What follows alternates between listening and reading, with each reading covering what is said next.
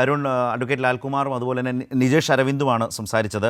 ഞാൻ ഈ ചർച്ചയുടെ തുടക്കത്തിൽ പറഞ്ഞ ഒരു കാര്യം താങ്കൾ ആ സമയത്ത് ഇല്ലാത്തതുകൊണ്ടാണ്. ഒന്ന്, പ്രതിപക്ഷം ഏറ്റവും അവസാനം കൊണ്ടുവന്ന ഐറ്റം എന്ന് പറയുന്നത്, ലാസ്റ്റ് ഐറ്റം എന്ന് പറയുന്നത് ഈ പാലക്കാട്ടെ എലപ്പുള്ളിയിലെ സ്പിരിറ്റ് നിർമ്മാണ യൂണിറ്റുമായി ബന്ധപ്പെട്ട പ്രശ്നമാണ്.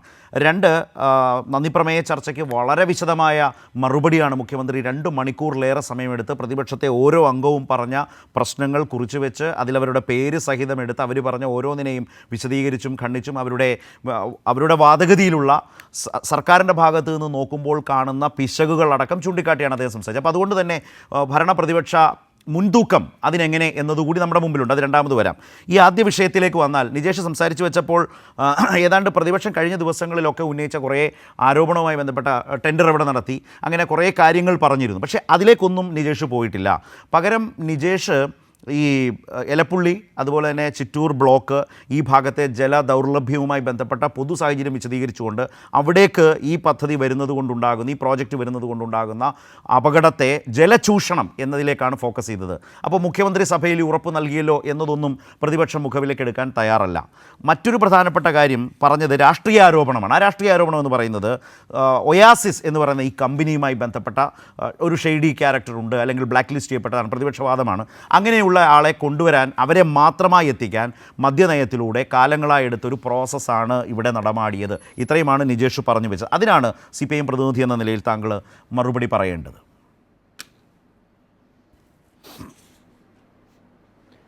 ശരത്തെ, 16/1/2025 ഈ ഉത്തരവ് ഇറങ്ങിയത്. ഗവൺമെൻറ്റിന് കിട്ടിയ ഒരു പ്രപ്പോസൽ പരിശോധിച്ച് പരിഗണിച്ച് അതിനൊരു ഇൻ പ്രിൻസിപ്പൽ അപ്രൂവലാണ് കൊടുത്തിരിക്കുന്നത്. ഇപ്പോൾ ഏകജാലകം വഴി ഒരു അപേക്ഷ കിട്ടിക്കഴിഞ്ഞാൽ അതിന് 3 വർഷത്തിനുള്ളിൽ എല്ലാ സ്റ്റാറ്റ്യൂട്ടറി ലൈസൻസും ഹാജരാക്കിയാൽ മതി.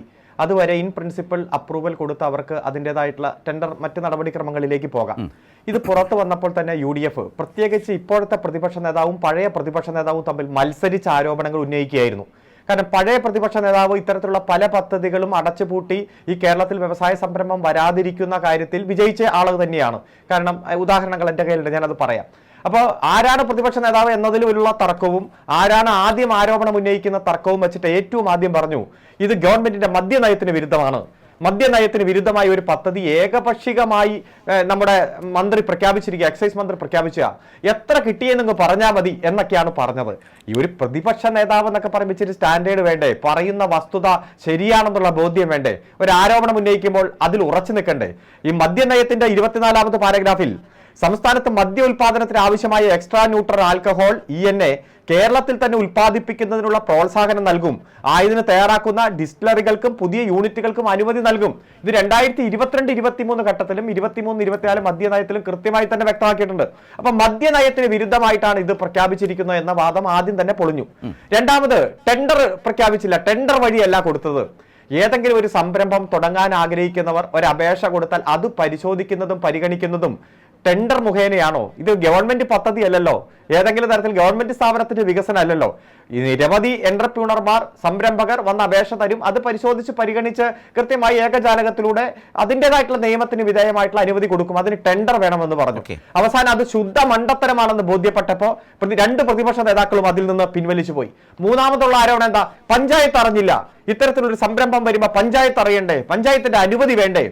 ഏകജാലകം വഴി ഈ രാജ്യത്തെ നിയമപ്രകാരം ഇത്തരത്തിലൊരു പരിശോധന നടക്കുമ്പോൾ അതിന്റെ ഇൻ പ്രിൻസിപ്പൽ അപ്രൂവൽ കൊടുക്കുമ്പോൾ സ്റ്റാറ്റ്യൂട്ടറി അതോറിറ്റിയുടെ ലൈസൻസും അനുമതി പത്രവും എല്ലാം വിത്തിൻ 3 ഇയേഴ്സിനുള്ളിൽ ഹാജരാക്കിയാൽ മതി. അപ്പൊ ആ വാദവും പോയി.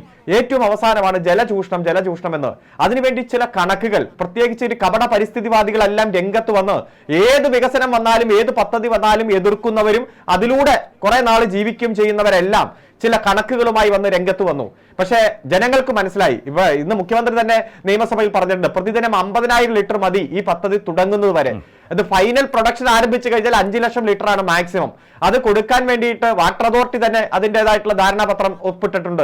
കാരണം കിൻഫ്രയുടെ ഇത്തരത്തിലുള്ള ജലസേചന പദ്ധതികളുമായി ബന്ധപ്പെട്ടുണ്ട്, അതുമായി ബന്ധിപ്പിച്ചിരിക്കുകയാണ്. ഭൂഗർഭ ജലത്തിന്റെ ഒരു തരത്തിലുള്ള ഉപഭോഗവും അവിടെ ഇല്ല. കാരണം കുഴി കുത്തി ഭൂഗർഭ ജലം എടുക്കുന്ന ഒരു പദ്ധതിയെ അവർക്കില്ല, അത്തരത്തിലുള്ള ഒരു പ്ലാന്റേ ഇല്ല. ഈ ഉത്തരവിൽ തന്നെ പറഞ്ഞിട്ടുണ്ട്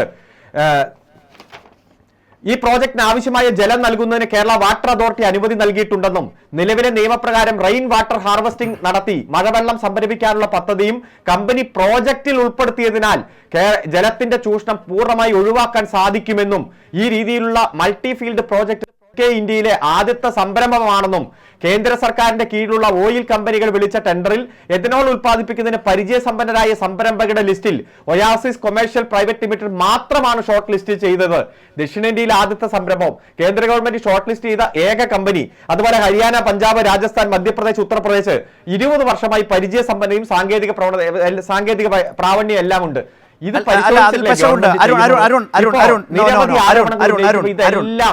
ഒരു കാര്യം അങ്ങനെ പറഞ്ഞു പോവില്ലേ? നേരത്തെ നിജേഷ് പറഞ്ഞ എന്താണ്? നിജേഷ് പറഞ്ഞത് ആ സംസ്ഥാനങ്ങളിൽ ബ്ലാക്ക് ലിസ്റ്റ് ചെയ്തതാണ്, അവിടെ ജലചൂഷണം നടത്തിയതിൻ്റെ പ്രശ്നം ആക്ഷേപം നേരിടുന്ന കമ്പനിയാണ് ഒയാസിസ്. അങ്ങനെയാണ് കോൺഗ്രസിന്റെ വാദം. നിജേഷ് അവതരിപ്പിച്ചു വെച്ചത് അങ്ങനെയാണ്. അല്ല, കോൺഗ്രസ് അങ്ങനെ ഒരുപാട് വാദം എടുക്കുന്നുണ്ടല്ലോ. ഏതെങ്കിലും വാദം സാധൂകരിക്കുന്ന എന്തെങ്കിലും തെളിവ് ഇവർക്ക് ഹാജരാക്കാൻ കഴിയോ? ഒരു കമ്പനി പ്രവർത്തിക്കുമ്പോൾ സ്വാഭാവികമായിട്ടും ചില പരാതികളോ പരിഭവങ്ങളൊക്കെ വരും. അത് ആ കമ്പനി അതിൻ്റെതായിട്ടുള്ള നിയമ സംവിധാനത്തിലൂടെ മാത്രമേ പോകാൻ കഴിയൂ. ഏതെങ്കിലും തരത്തിൽ മലിനീകരണമുണ്ടോ, മലിനീകരണ വകുപ്പും അതുപോലെ ഭക്ഷ്യസുരക്ഷാ വകുപ്പും മറ്റ് ബന്ധപ്പെട്ട സ്റ്റാറ്റ്യൂട്ടറി അതോറിറ്റിയുടെ അണ്ടർ സർവൈലൻസിൽ തന്നെയാണ്. ഏതെങ്കിലും തരം ഇപ്പൊ കേന്ദ്ര ഗവൺമെന്റ് ഈ കൃത്യമായി ആ കേന്ദ്ര സർക്കാരിന്റെ കീഴിലുള്ള ഓയിൽ കമ്പനികൾ വിളിച്ച ടെൻഡറിൽ എഥനോൾ ഉൽപാദനത്തിന് പരിചയസമ്പന്നരായ സംരംഭകരുടെ ലിസ്റ്റിൽ ഒയാസിസ് പ്രൈവറ്റ് ലിമിറ്റഡ് മാത്രമാണ് ഷോർട്ട് ലിസ്റ്റ് ചെയ്തിട്ടുള്ളതെന്ന് ഈ ഉത്തരവിൽ തന്നെ കോട്ട് ചെയ്തിരിക്കുകയാണ്. ഇത്രയും വലിയ സംരംഭം ഈ കേരളത്തിൽ ആരംഭിക്കുമ്പോൾ ഒറ്റ ചോദ്യം, മദ്യ ഉപഭോഗമുണ്ട്, ആ മദ്യം അയൽവക്ക സംസ്ഥാനങ്ങളിൽ നിന്ന് കൊണ്ടുവരാം. അതുപോലെ തന്നെ കേരളത്തിൽ അസംസ്കൃത വസ്തുവും അന്യ സംസ്ഥാനങ്ങളിൽ നിന്ന് തന്നെ കൊണ്ടുവരണം. പ്രത്യേകിച്ച് കർണാടകം, കോൺഗ്രസ് ഭരിക്കുന്ന കർണാടകത്തിൽ നിന്ന് തന്നെ കൊണ്ടുവരണം. അതിന്റെ യാത്ര, ട്രാൻസ്പോർട്ടേഷൻ ചെലവെല്ലാം ഇവിടുത്തെ ജനങ്ങളിൽ നിന്ന് കൃത്യമായിട്ട് ഈടാക്കുകയും ചെയ്യണം. ഇത് സ്വയം പര്യാപ്തതയോടെ കേരളത്തിൽ തന്നെ ആരംഭിക്കണം. അത് കാർഷിക മേഖലയ്ക്ക് വലിയ ഉണർവുണ്ടാക്കി അരി, ചോളം, വെജിറ്റബിൾ വേസ്റ്റ്, മരച്ചീനി, സ്റ്റാർച്ച്, ഗോതമ്പ്, മധുരക്കിഴങ്ങ് എന്നീ കാർഷിക വിളകളുടെ അസംസ്കൃത വസ്തുവായി ഉപയോഗിച്ച് പ്രവർത്തിക്കുന്ന ഒരു സംവിധാനം ഉണ്ടാക്കി കഴിഞ്ഞാൽ എത്ര നേട്ടം ഈ കാർഷിക മേഖലയ്ക്ക് ഉണ്ടാകും. 2, ഇതിന് സീറോ ഡിസ്ചാർജ് ആണ്. ഇതിൽ നിന്ന് വരുന്ന ഉൽപ്പന്നത്തിന്റെ ബാലൻസ് ബാക്കി അത് ഉപയോഗിച്ചുകൊണ്ട് കാലിത്തീറ്റയും കോഴിത്തീറ്റയും ഉണ്ടാക്കി ഈ കേരളത്തിലെ ജനങ്ങൾക്ക് കൂടുതൽ പ്രയോജനം ഉണ്ടാക്കുന്നു. ഒരു തരത്തിലുള്ള ചൂഷണമില്ല എന്ന് ഇതിന്റെ കൃത്യമായിട്ടുള്ള പ്രോജക്റ്റ് നോക്കിയിട്ടാണ് അനുവാദം കൊടുത്തിരിക്കുന്നത്. ഇത് വരട്ടെ, സംവിധാനം നോക്കട്ടെ, സ്റ്റാറ്റ്യൂട്ടറി ലൈസൻസ് വരട്ടെ. ഇതൊന്നും കൂടെ അനുവദിക്കില്ലെന്ന് പറഞ്ഞ് എത്ര പരസ്പര വിരുദ്ധമായിട്ട കാര്യമാണ് 2 പ്രതിപക്ഷ നേതാക്കളും ഉന്നയിച്ചുകൊണ്ടിരിക്കുന്നത്. അത് ജനങ്ങൾ പരിശോധിക്കും, ജനങ്ങൾ മനസ്സിലാക്കും. അതിന് ചുട്ട മറുപടിയാണ് കേരളത്തിന്റെ മുഖ്യമന്ത്രി ഇന്ന് നിയമസഭയിൽ കൊടുത്തത്. ഏത് തരത്തിലുള്ള വിഷയവും സംശയമുണ്ടോ ചർച്ച ചെയ്യാം, ആശങ്കയുണ്ടോ ചർച്ച ചെയ്യാം. ഒരു പുതിയ സംരംഭം വരട്ടെ, നിരവധി ആളുകൾക്ക് ജോലി കിട്ടുന്നു, ഈസ് ഓഫ് ഡൂയിങ് ബിസിനസ് നമ്മൾ ഒന്നാമതാണ്. അത്തരത്തിലുള്ള ചർച്ച പ്രോത്സാഹിപ്പിക്കുന്നതിന് പകരം ഒന്നും ഞങ്ങൾ അനുവദിക്കില്ല എന്ന UDFന്റെ നിലപാടിനെ ജനങ്ങൾ ഒറ്റക്കെട്ടായി എതിർക്കും, അതിൽ സംശയമില്ല. ഇതൊക്കെ പ്രോത്സാഹിപ്പിക്കാനാണെങ്കിൽ പിന്നെ ഇങ്ങനെ ഒരു പ്രതിപക്ഷത്തിന്റെ ആവശ്യം കേരളത്തിൽ ഇല്ലല്ലോ എന്ന് ചിലപ്പോൾ നിജേഷ് മനസ്സിൽ പറയുന്നുണ്ടാവും.